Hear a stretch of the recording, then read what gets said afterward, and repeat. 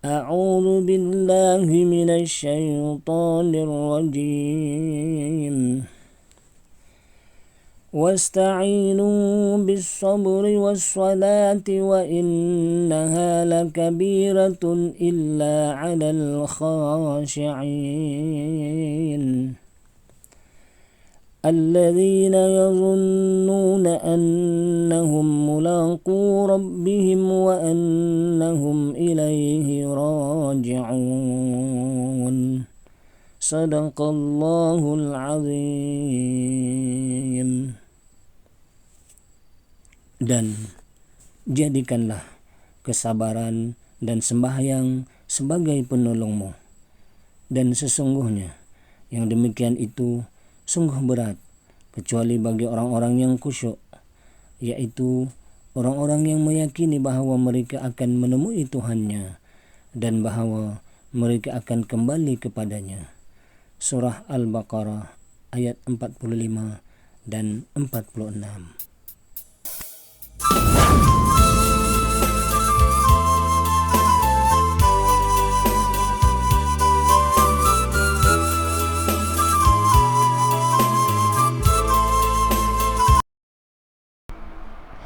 Assalamualaikum warahmatullahi ta'ala wabarakatuh. Alhamdulillahi rabbil alamin, wassalatu wassalamu ala asyrafil anbiya wal mursalin wa ala alihi wa sahbihi ajma'in. Rabbi syrah li sadri wa yassir li amri wahlul 'uqdatam min lisani yafqahu qawli. Subhanaka la ilma lana illa ma 'allamtana innaka antal alimul hakim. La hawla wa la quwwata illa billahil aliyyil azim. Qala Allah Ta'ala fil Qur'anil azim, A'udzu billahi minasy syaithanir rajim. Wasta'inu bis sabri was salati wa innaha lakabiratun illa 'alal khashi'in الذين يظنون أنهم ملاقو ربهم وأنهم إليه راجعون. Alhamdulillah. Tuan-tuan, ibu-ibu, bapak-bapak, mengabang, kakak-kakak, adik-adik yang dikasih sekalian, apa kabar anda semua? Alhamdulillah, syukur kita kepada Allah Subhanahu wa Ta'ala kerana dengan rahmatnya, dengan inayahnya, dengan kasih sayangnya, kita dapat lagi bersama kali ini, dapat lagi bersama dalam kuliah yang ada ini. Moga-moga dengan sering kita menghadiri kuliah, sering kita mendengar, menonton kuliah-kuliah seperti ini akan mengurangkan kejahilan kita dan akan menambah ilmu yang sedia ada pada kita, sehingga dengan itu akan terpimpinlah amal ibadah kita. Kerana bila bertambah ilmu kita, artinya kita beramal, kita beribadah dengan ilmu, tidaklah kita beramal dengan jahil sahaja. Ya, kerana al-jahilu adu wallah walau kana abidan. Orang yang jahil itu musuh Allah walaupun dia ahli ibadah sekalipun. Beribadah dalam keadaan tak ada ilmu menjadi musuh Allah. Ya, kemudian kita hendaklah faham bahawa kejahilan itu tidak akan hilang. Tak ada cara lain nak menghilangkan kejahilan melainkan hanya dengan menuntut ilmu. Ya, kejahilan itu tidak akan hilang dengan kuat makan, contoh. Kejahilan juga tidak akan hilang dengan kita banyak tidur, contoh. Kejahilan juga tidak akan hilang dengan kita banyak bersenam. Tapi kejahilan tentang ilmu Allah ini hanya hilang, hanya berkurangan dengan kita menuntut ilmu sungguh-sungguh, ilmu yang benar, ilmu yang diridai oleh Allah, dengan guru-guru, dengan syekh-syekh yang benar juga. InsyaAllah maka hilanglah kejahilan, bertambahlah ilmu dan berkatlah amal kita. Ya. Selawat dan salam ke atas junjungan besar Nabi Muhammad sallallahu alaihi wasallam, Nabi yang penuh dan banyak berjasa dengan kita itu. Sebenarnya kita sebagai umat Islam tak boleh melupakan dia. Siapa yang melupakan dia maka akan rugilah hidupnya di akhirat. Kerana Rasulullah sallallahu alaihi wasallam juga akan melupakan dia di akhirat nanti. Jadi saudara-saudari yang dikasihi sekalian, kita sambung lagi kuliah kita, kuliah fardu ain asas kita. Kita masih lagi membincangkan kitabus solah, bab sembahyang, bab solat, ya, kitab solat. Dan kita telah membicarakan rukun-rukun solat itu, rukun-rukun solat, rukun-rukun sembahyang itu kita ambil yang 13 perkara. Dan sekarang kita sudah sampai ke rukun yang ketiga, baru yang ketiga. Ya. Apa dia? Rukun yang ketiga itu qiyam, ataupun berdiri betul. Setengah ulama mereka meletakkan berdiri betul ini adalah rukun yang pertama. Selepas itu barulah niat, barulah takbiratul ihram. Tapi kita mengambil daripada kitab ulama Muniyatul Musalli dan juga daripada kitab Safinatun Najah, dan ada juga dalam Sirus Salikin. Mana-mana pun tidak mengapa asalkan kena buat serentak. Kita bermula daripada niat, rukun solat yang pertama niat, yang kedua takbiratul ihram, dan yang ketiga adalah berdiri betul. Sebenarnya berdiri betul, niat dan takbiratul ihram ini kena buat serentak. Sebab setelah kita berdiri betul, baru kita boleh berniat dan baru kita boleh takbiratul ihram. Maka itulah juga bila kita berniat, kita dah ada dalam keadaan berdiri betul, dan ketika itulah kita mengangkat takbiratul ihram. Jadi mana-mana pun boleh. Ya, jadi kita sekarang kita belajar yang susunan yang disusun oleh ulama yang mengatakan berdiri betul itu adalah rukun sembahyang, rukun solat yang ketiga. Ya. Jadi rukun solat yang ketiga itulah yang dikatakan berdiri betul. Berdiri betul bahasa Arab dia qiyam. Jadi berdiri betul ni apa ya? Apa maksud berdiri betul? Berdiri betul ini pada solat fardu, solat yang wajib, iaitu solat 5 waktu. Apa dia? Zuhur, asar, maghrib, isyak dan subuh. Itu solat yang wajib. Ataupun kalau kita solat qada, ya, kita qada, ataupun kita solat nazar, ataupun kita solat jenazah, solat fardu kifayah, itu pun fardu, solat yang fardu yang wajib. Maka semua solat ini bagi mereka yang mampu dalam solat ini hendaklah berdiri betul. Kadar berdiri betul itu kata ulama berdiri dengan cara meluruskan tulang belakang. Tulang belakang kita pastikan dia lurus. Tak boleh bengkok. Lagi-lagi kalau memang kita sihat, kita tidak cacat, tulang belakang kita tidak ada penyakit, maka kita wajib berdiri betul. Ini kerana dia adalah rukun. Barang siapa sembahyang fardu tidak berdiri betul, tidak berdiri dan dia duduk saja sedangkan dia mampu, dia sihat, maka tidak sah sembahyangnya. Ya, kita dah belajar sebelum ni, siapa meninggalkan rukun tidak sah sembahyangnya, batal sembahyang, maka tidak sah, tertolak. Jadi dia mesti wajib dia berdiri betul ketika melaksanakan solat fardu yang dilakukan pada waktunya. Ya, solat fardu yang ada adaan. Kita baca tu ada adaan niatnya. Mana tunai ataupun di luar waktunya. Di luar waktu tu solat yang qadaan. Yang qada, ataupun kita buat sembahyang fardu kifayah. Sembahyang fardu kifayah ni sembahyang jenazah lah. Maka bagi yang mampu berdiri, wajib dia berdiri. Kalau dia tak berdiri betul tegak, maka dia jatuh tidak sah lah solatnya. Tidak sah solatnya. Kalau dia buat juga solat fardu dalam keadaan tidak berdiri tegak walaupun dia mampu, itu haram solat, berdosa pula dia nanti. Sebab dia melakukan sesuatu yang tidak mengikut rukun-rukunnya. Jadi ini rukun yang ketiga, iaitu berdiri betul. Allah Subhanahu wa taala ada berfirman dalam Al-Quran, ya. A'udzu billahi minasyaitonir rajim. Hafizu 'alas salawati was salatil wusta wa qumu lillahi qanitin. Artinya, peliharalah kamu segala sembahyang fardu, khasnya sembahyang wusta, yakni solat asar, dan berdirilah kamu kerana Allah dengan penuh pengharapan, yakni taat dan khusyuk. Itu ada dalam Quran, ya. Allah suruh kita ketika sembahyang itu, inilah dalil kenapa kita perlu berdiri tegak di dalam kita bersembahyang, dan ulama mengatakan ini adalah rukun.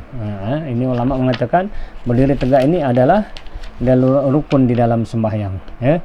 Jadi itu dalam surah Al-Baqarah ayat 238, ayat tadi itu, ya. Hafizu 'alas salawati was salatil wusta wa qumu lillahi qanitin. Peliharalah oleh kamu akan sembahyangmu, khasnya solat wusta, ini solat asar, dan berdirilah kamu kepada Allah dengan penuh pengharapan, yakni dalam keadaan kita taat dan khusyuk. Itu dia. Jadi ini antara dalil kenapa kita berdiri tegak ketika kita sembahyang itu, ya, kena ingat tu. Kemudian syarat-syarat itu sembahyang, rukun yang kedua qiyam. Maka syarat-syarat sah qiyam, syarat-syarat sah qiyam ni tak banyak, maaf saya tersasul, tidak banyak syarat-syarat sah qiyam ni. Ya, antara syaratnya ialah berdiri tegak dengan tidak condong hinggakan sampai ke tahap macam nak rukuk tanpa keuzuran.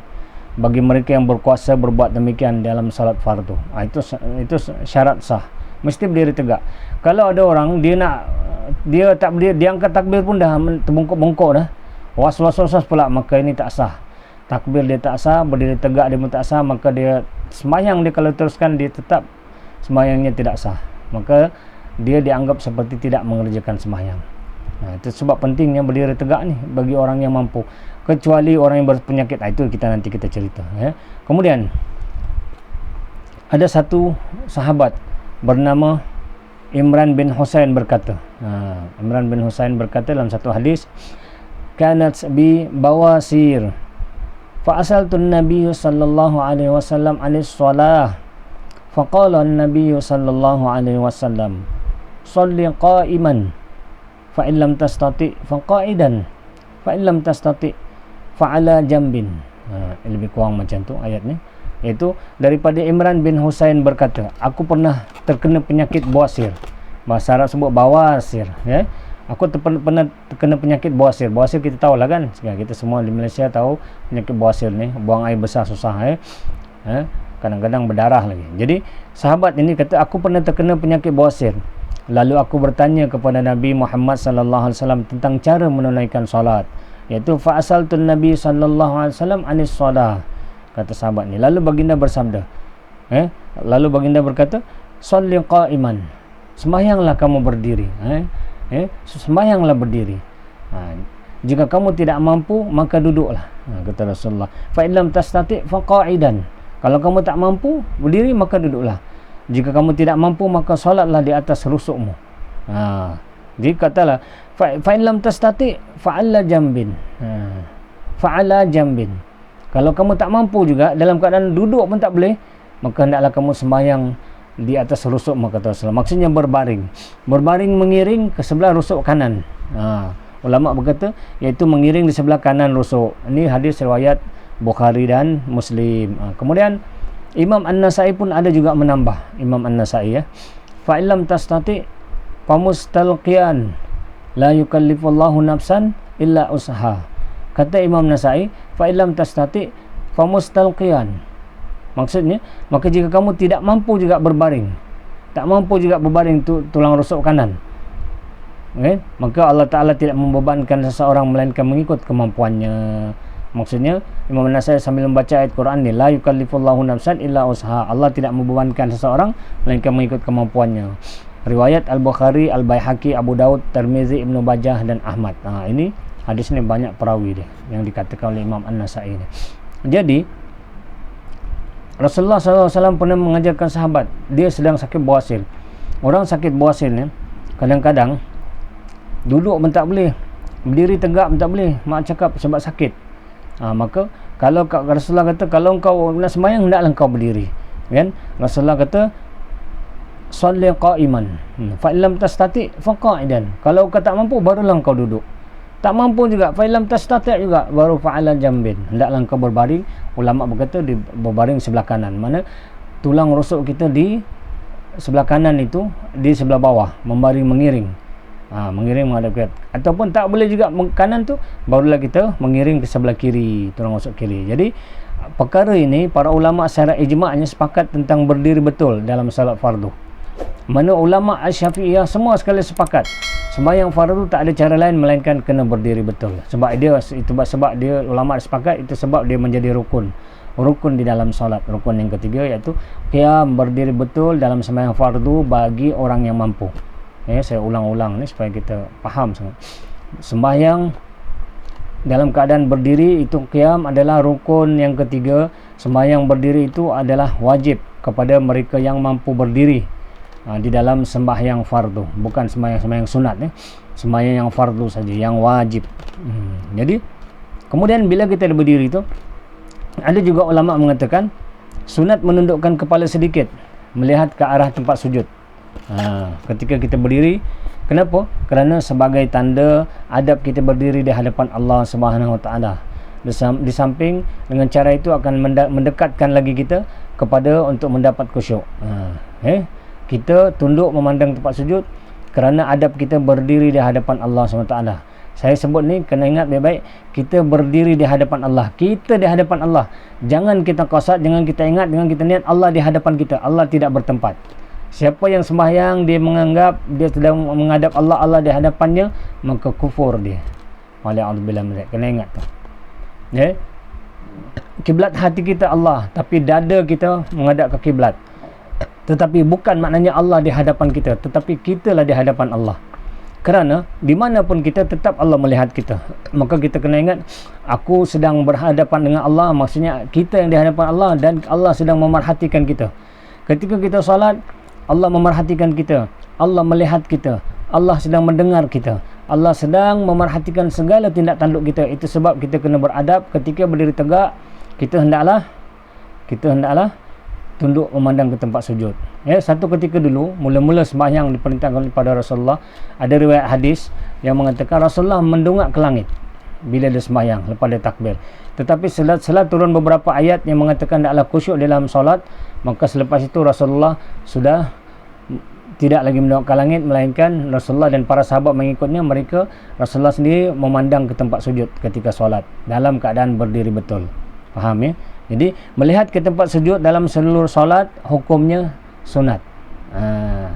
Kita sunat dapat pahala pula kita lihat tempat kita sujud ketika kita berdiri, kecuali waktu kita takbiratul ihram. Waktu takbiratul ihram kita kena memandang ke depan dulu, memandang ke arah kiblat.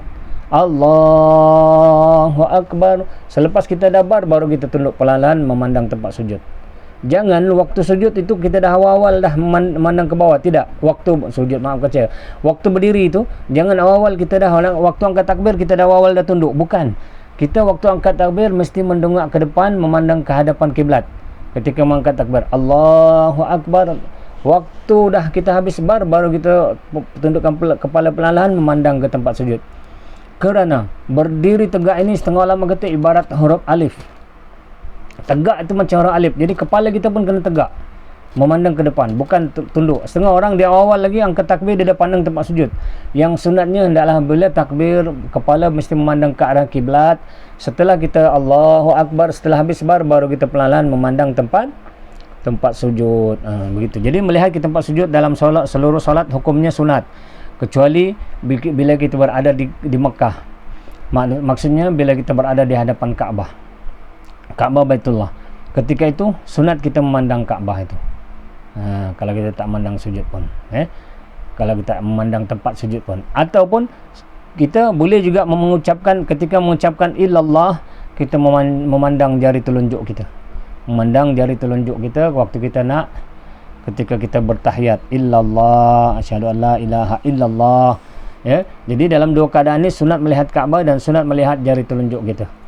Itu dalam keadaan bila kita membaca tahiyat asyhadu an la ilaha illallah. Illallah tu sunatlah melihat jari telunjuk itu. Ya, supaya mentahqiqkan bahawa tiada Tuhan yang kita sembah melainkan Allah. Di situ ada kalimah nafi dan kalimah isbat. Ya, kita menafikan selain Allah dan kita mengisbatkan, menetapkan hanya Allah lah yang kita sembah.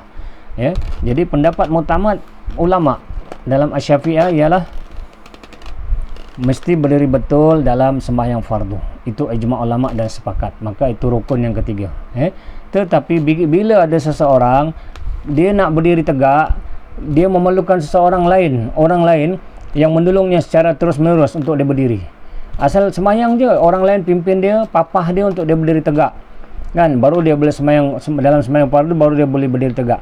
Maka orang ini dibolehkan dia sembahyang duduk, kerana tidak wajib kepada dia sembahyang dalam keadaan berdiri, kerana dia tidak mampu nak berdiri pun orang lain bantu. Begitu ya. Jadi sah solatnya sambil duduk. Sambil duduk sah solatnya, ataupun dia berbaring untuk salat sunat walaupun mampu berdiri. Kalau kita sembahyang sunat lain cerita. Sembahyang sunat, kalau kita nak sembahyang sunat duduk pun boleh walaupun kita mampu berdiri. Kita berbaring pun boleh sembahyang sunat, itu boleh. Tapi sembahyang fardu tak boleh duduk, tak boleh baring kalau kita mampu berdiri. Kecuali yang tidak dibenarkan sembahyang sunat ini kalau kita dalam keadaan terlentang. Maksudnya mesti berbaring mengiring ke sebelah kanan, ke tulang rusuk kanan. Jadi inilah kaifiat sedikit, itu saja. Qiyam ni tak banyak dia punya cerita, sebab berdiri tegak ramai orang faham. Cuma itu saja syarat dia, mestilah tegak tulang belakang, berdiri walaupun dia bersandar pada dinding, walaupun dia bersandar pada tungkat, dia memegang tungkat dia ataupun bersandar pada dindingnya, maka sahlah sembahyangnya kalau dia berdiri tegak itu dengan sebab nak meluruskan tulang belakang dia. Ya. walaupun bersandar pada sesuatu tembok ke, sesuatu dinding ke boleh. Ya, kemudian kita belajar hari ini, kita belajar sedikit tentang bagaimana cara solat orang yang tak mampu berdiri tegak, atau dengan kata yang lain, orang yang sakit, orang yang tak sihat. Ya, jadi inilah kefiat cara solat jika tidak mampu berdiri betul atau sakit sehingga tidak mampu berdiri betul untuk solat fardu. Solat fardu ya. Yang pertama, berdiri dengan sedikit condong, contohnya bersandar ke dinding ataupun dia memegang tongkat. Dia tak sandar tapi dia berdiri sambil dia pegang tongkat dia supaya dia tak jatuh, boleh, sah bagi dia kalau itu dia mampu sebab dia sakit. Yang kedua, jika tidak mampu berdiri dengan cara tadi, maka hendaklah duduk. Boleh duduk. Duduk yang paling abdal ialah duduk iftirash. Duduk iftirash. Duduk iftirash itu maksudnya ialah duduk yang beralaskan telapak kaki kiri dengan melipat kaki kanan ke belakang dan menegakkan telapak kakinya sambil menekan jari-jari kakinya supaya menghadap ke kiblat. Faham? Kita sertakan, tengok gambar tu. Gambar tu macam mana duduk iftirash. Duduk iftirash ialah duduk beralaskan telapak kaki kiri dengan melipat kaki kanan ke belakang dan menegakkan telapak kakinya sambil menekan jari-jari kakinya supaya menghadap kiblat. Mana jari-jari kaki itu hendaklah dihadapkan ke kiblat. Ini duduk antara dua sujud. Duduk iftirash ni, ya. Begitu. Kemudian kalau tak mampu juga duduk iftirash, bagi orang yang sakit, dia boleh semayang duduk, dipanggil duduk tarabbu. Duduk tarabbu. Tarabbu ni apa dia? Orang kita kata orang duduk ni paling kita suka. Duduk bersila. Duduk bersila tu duduk tarabbu lah. Tak mampu juga duduk iftirash tadi, melipat sebelah kaki ke belakang, maka duduk bersila boleh. Kalau itu saja dia mampu dalam keadaan dia sakit, sahlah semayang fardunya. Ya. Kemudian ketiga, cara yang lain, yang ketiga duduk tawarruk. Kemudian duduk tawarruk. Duduk tawarruk ni apa dia? Kalau duduk tawarruk kanan, itulah dia duduk dalam tahiyat akhir bila kita solat tu. Itu dipanggil duduk tawarruk. Duduk apa?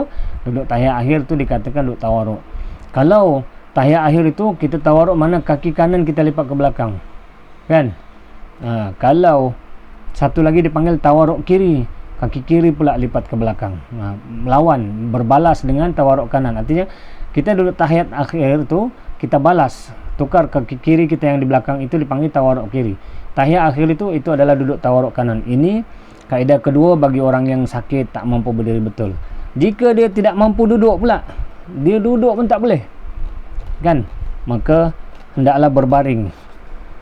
Hendaklah dia berbaring mengiring. Yang paling abdal dia mengiring ke tulang rusuk kanan. Mengiring ke sebelah kanan, tetapi pastikan kalau boleh dia menghadap kiblat, hendaklah dia mengiring tulang rusuk kanan itu dia menghadap kiblat juga. Tak boleh mengiring tulang rusuk kanan, maka dia mengiring tulang rusuk kiri pun menghadap kiblat kalau boleh. Tak boleh tak apa, dia boleh menghadap ke mana pun. Kalau dah tak ada orang lain boleh bantu dia untuk menghadap kiblat, dia seorang-seorang je, sah sembahyangnya begitu, ya. Kemudian itu kaedah yang ketiga bagi orang sakit. Kemudian yang keempat, jika tak mampu berbaring di rusuk kanan, boleh baring di rusuk kiri. Tadi, ya. Jika tak mampu juga, hendaklah berbaring terlentang. Itu last, baring terlentang. Tak boleh kiri, tak boleh kanan, sakit juga, dia hanya mampu terlentang saja. Maklumlah, biasanya orang sakit ni kadang-kadang kebanyakan kita sudah berada di hospital, maka kita hanya mampu terlentang, maka bolehlah kita sembahyang terlentang, ya. Ketika rukuk dan sujud disyaratkan dengan menggerakkan kepala. Kita gerakkan sedikit kepala. Tadi kita kalau baring terlentang ni, kalau kita boleh tegakkan sikit kepala, letak sikit bantal, tinggi sikit kepala kita, pastikan kita menghadap kiblat. Kita berbaring walaupun kaki kita ke kiblat, tapi kepala kita terangkat sikit, kita maknanya masih menghadap kiblat. Bantal tu tinggi sikit. Lepas kita angkat takbir, kalau kita nak sujud, nak rokok, kita menggerakkan sikit kepala kita dengan qasad kita sedang rokok. Bila sujud, kita angkat lagi sedikit kepala kita, kita gerak juga dengan qasad kita sedang sujud. Itu sembahyang bagi orang yang dalam keadaan berbaring. Jika tidak mampu juga dalam keadaan berbaring tu, terlentang tu, ini Islam ni indah, ya. Allah tidak membebankan, kan, la yukallifullahu nafsan illa usaha tu tadi. Tak mampu juga dia menggerakkan kepalanya, maka kaedah yang kelima bagi orang yang sakit, jika tidak mampu mengisyaratkan dengan kepalanya, menggerakkan kepala dia tak boleh, maka hendaklah disyaratkan dengan kerdipan mata.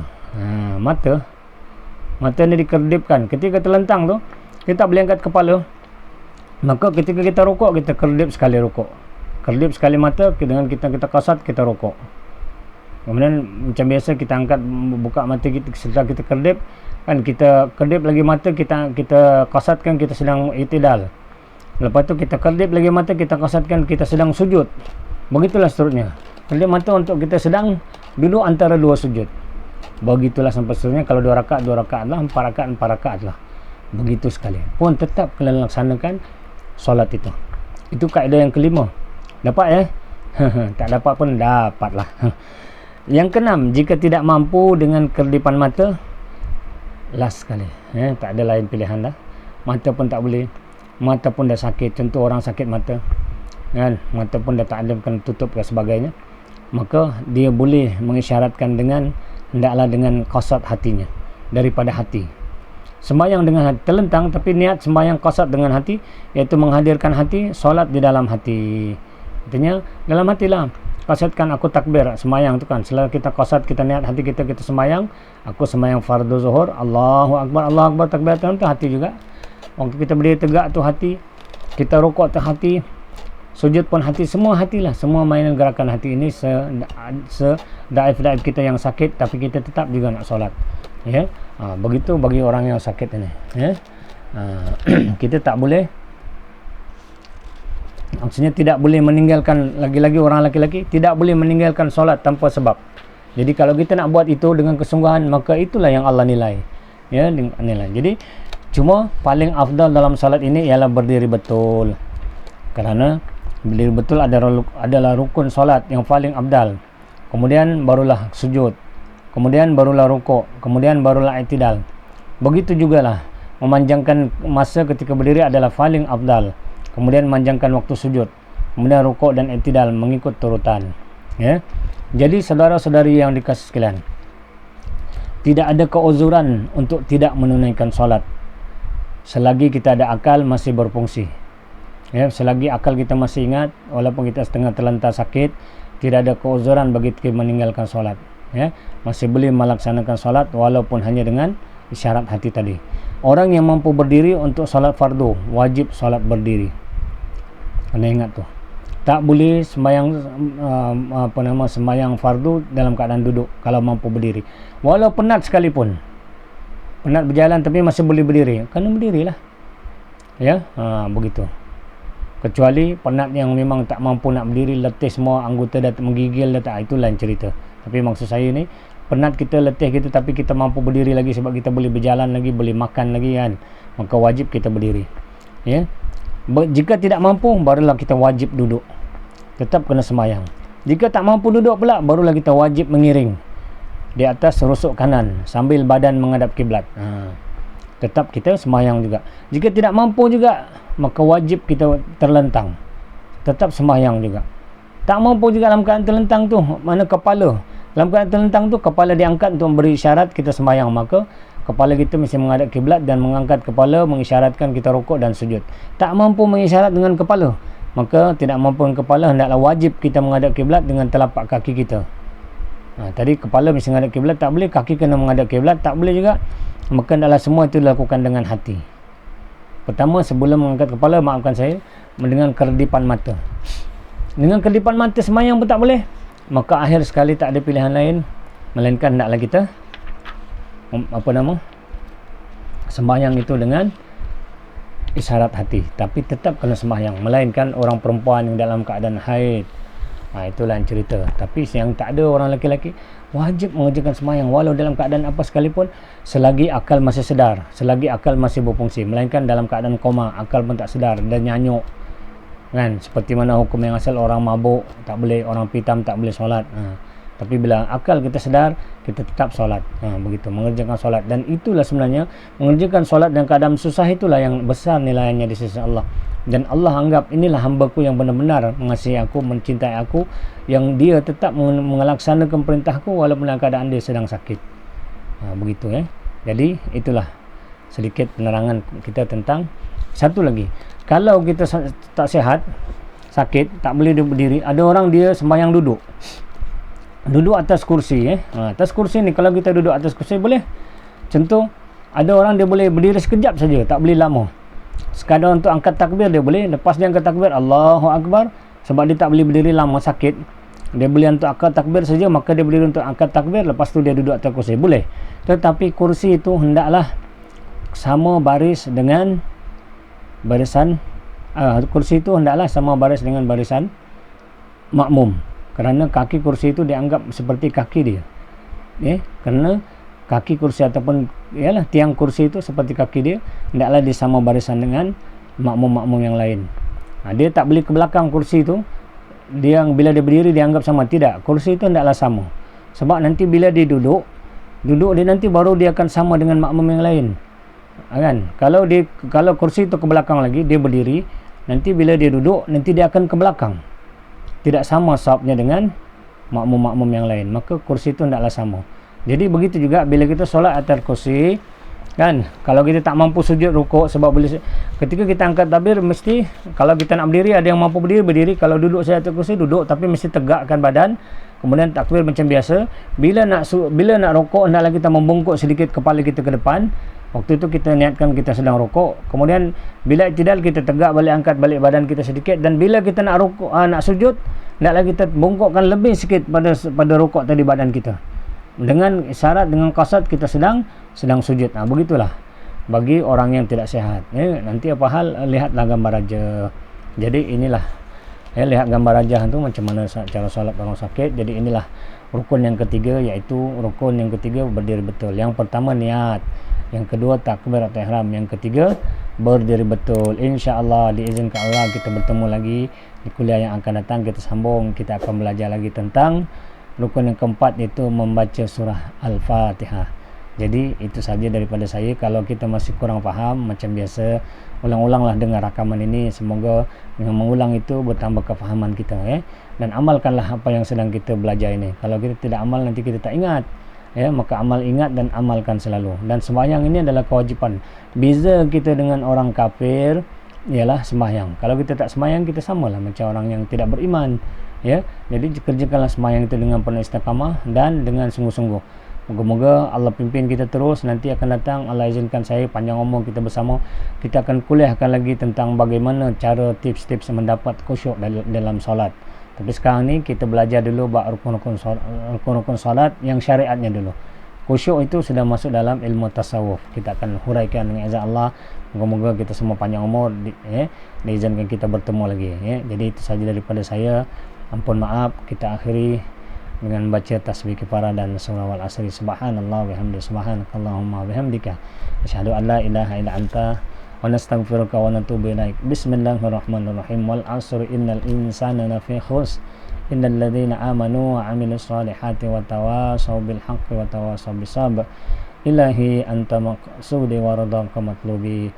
Sekian, ampun maaf. Assalamualaikum warahmatullahi taala wabarakatuh.